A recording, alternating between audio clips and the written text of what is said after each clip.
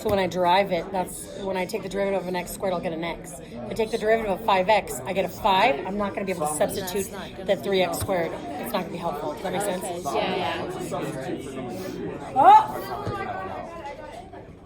Most people are going to need it anyway. Okay, I'm going to give you the U on 3 to make sure you got the right start. 3x squared plus 2. It has to be. Wouldn't it just be a 3x squared? So u plus 2 is on the bottom. Do we have a rule for 1 over u plus 2? Nope, but we got a rule for 1 over u. I told you. Well, even if you put the 2 with it and stuff, it's not going to be in your derivative. Oh, 1 over u is ln. It's like, it agrees. Okay, so I'm going to write some hints for time. because you have to think of u as x.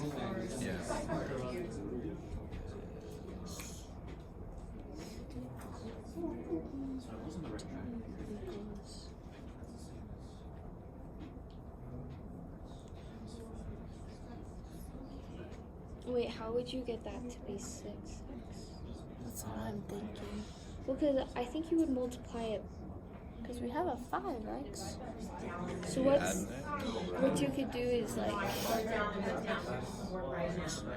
do Multiply by 6/5. but yeah 6/5 is what I would do. Oh. So you would have 30x. I'm just gonna keep it separate though, because that's easier. 6 times 5x over u, and on the outside, over 5u.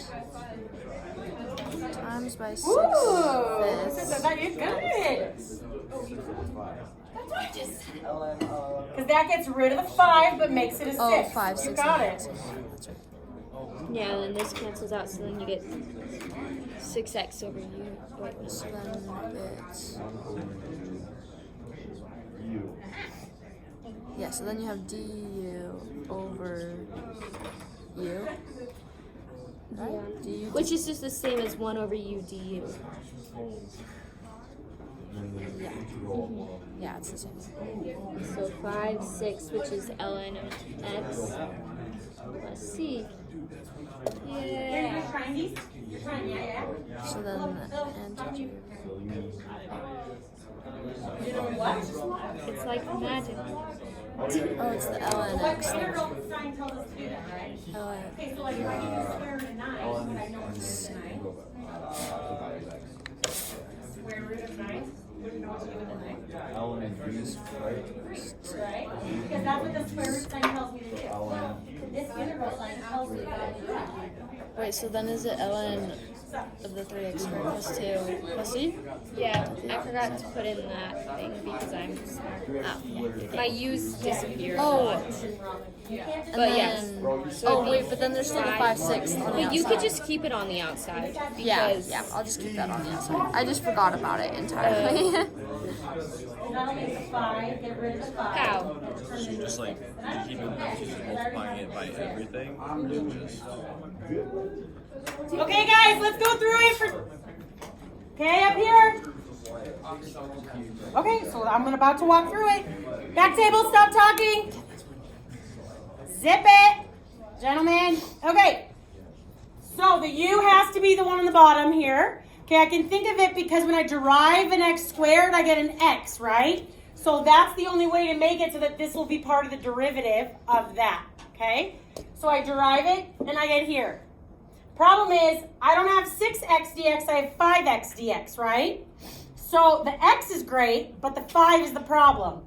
So I times by 6/5 because dividing by 5 will get rid of the 5, and then timesing by 6 will make it a 6. Oh, that makes sense. And then I times by the reciprocal out front to balance it out, right? So then I end up with 5/6 integral of 1 over u du, or 5/6 ln absolute value of u plus c, 5/6 ln absolute value of 3x squared plus 2 plus c. Why the apps? Oh yeah. That's part of the I rule. remember. We got to move on to something different. Last chance for questions on this. Yes? So with 1, why is it like negative? Because when I derived the cosine, the cosine, it's negative sine x, right? So I needed a negative there to be a direct substitution, and then the one out front is to balance it out. So this is what makes your answer negative. Does that make sense? Yes, I just wasn't really sure why it was negative. But you do now? Well, no. I know why there is a negative, but like, why would the cosine to be negative sine? The derivative of cosine is negative sine. Okay, I must have been looking at it through. Yeah, it's just like one of our rules to memorize. Okay. Okay. Just so you know, the number one mistake I get on these ones isn't on the ones that are more obvious. It's usually on ones like this. It's the same ones you guys would forget to do chain rule on. Because if they're not so in your face, obvious compositions, sometimes you forget to do them. So just be careful. Okay? Okay, so we're going to add one more level to this, which is we're going to do it now with definite integrals. Yay!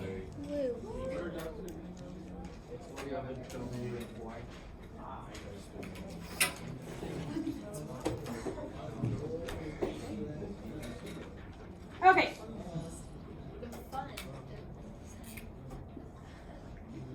Oh, is this the second lesson? No. This is the first lesson. Still the first lesson. Correct. Oh, we're gonna have to like.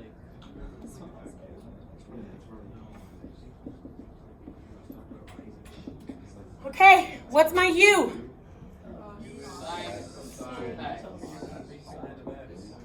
So du is cosine x dx, right? I don't want this negative, right? So instead of putting something new in there, what if I just pull that out front? Okay?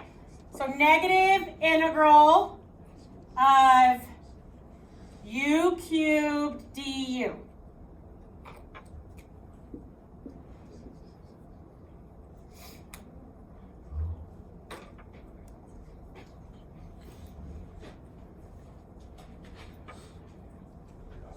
Now, here's the issue, okay? Pi fourths and 5 pi thirds is an x domain. And we only have U. And I want it to be in terms of u. So, does anyone have any thoughts on how I could figure out the equivalent u domain for that given x domain? Just plug in u to x for the equation. Yeah, good job. This equation here, right? What if I just plug these x's in? And then you said U. Oh. I have a way that u and x relate.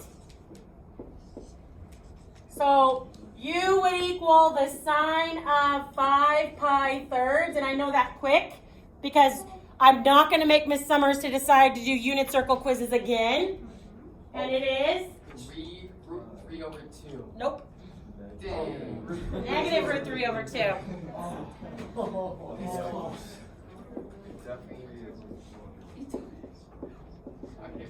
You guys are making me want to do unit circle quizzes again so bad. 2 over 2. What's that one? 2 over 2. Now notice that the u version of my lower limit is bigger than the u version of my upper limit, right? Doesn't mean I'm going to switch them. This pi fourths is equivalent to the domain of root 2 over 2 here. So they have to match up again. Oh. Okay? Pi. Wait. So you just plug that into. Now it's offer anti-derive, and then I'll do my f of b minus f of a. Okay, so let's get our antiderivative. So negative 1/4 u to the 4th plus c. Now hold on. Previously, I had to plug my u back in because my answer needed to be in terms of x, right? But with a definite integral, my answers are numerical, right? Oh, so you can So I can plug it in from here. I don't need to put the u back in. So like, how do you plug in? So here, 2 for in sine, right? what I'm saying? I actually don't. This guy.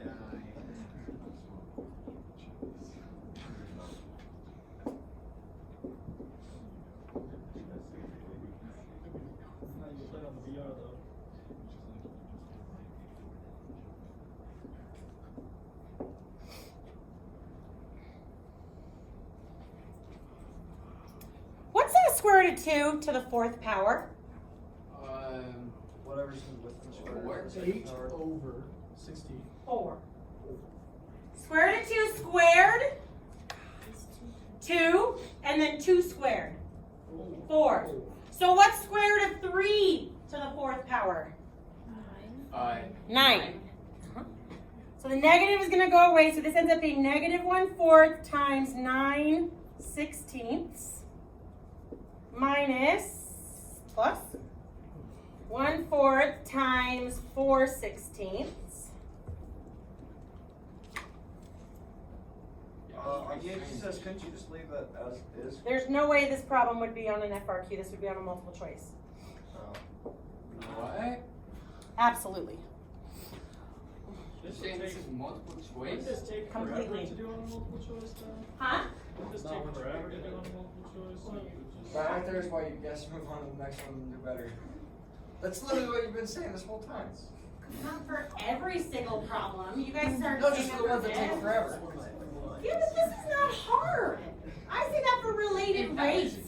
So you'd never You guys did not even you guys think you're gonna get sympathy from me? You didn't even complain about this problem till I got to fractions. You think you're gonna get sympathy from me on fractions? Try again, I am not the one. Okay? Oh, this isn't bad at all, fractions. No, bam, bam, bam, fractions, bam.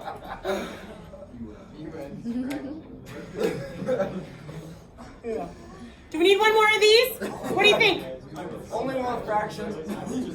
Guys, we have another lesson to get through. Do we need another one of these? No. Yeah, Trevor wants more fractions. Yeah, my man. Okay? You guys, I've only had 2 people answer. I got a class of 40 people. Okay? That are almost adults. So when I ask you to focus, you can focus, right? Do you want another one of these, or should we move on to our other lesson? Another one. Let's move on to the other lesson. Raise your hand if you want another one of these. Me. Okay, we'll do a shorter one. Facts. Okay? And then we...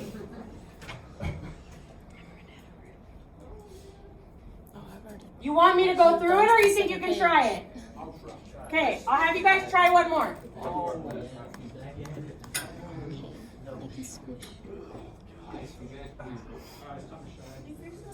Now it's time to try. My legs wiggle.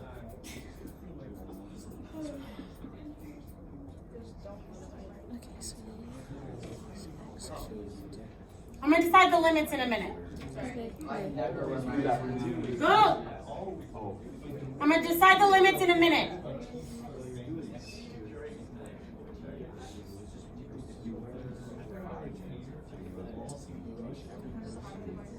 There we go. Guess we gotta times it by 3. Negative 1 and 3. And then 1 on the outside. So 3 to the power of 3 is 9, negative 1 is 3.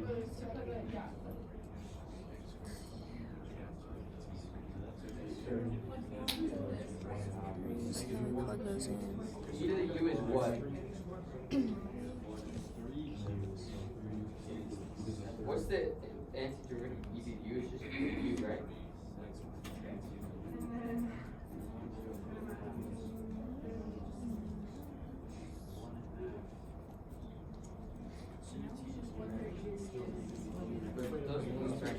Those ones are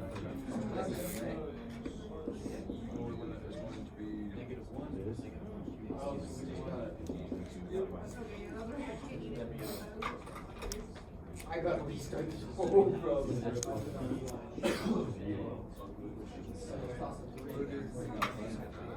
No, because you gotta. Wait, was I doing it right? I don't know. Miss Summers, but then you have The numbers are in the domain of X, right? Yeah, but I haven't put anything in U yet. Oh my gosh, this one looks disgusting. What? What? E to the 3 times 27 squared. I think I got it. So that's my expression, right?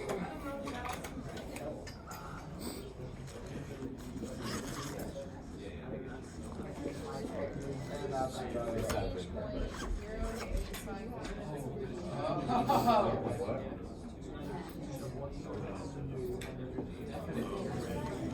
Okay, so I did it.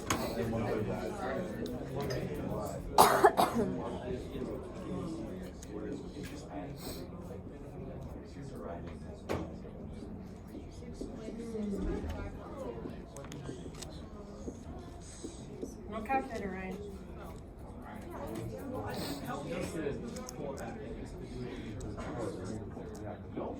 Really? oh!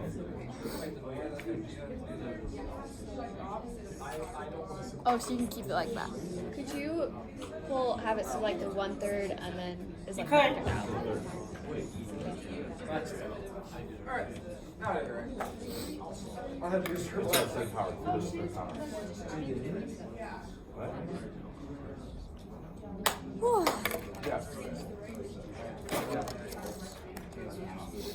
You did 27. What? Oh, because you already saw it. Oh!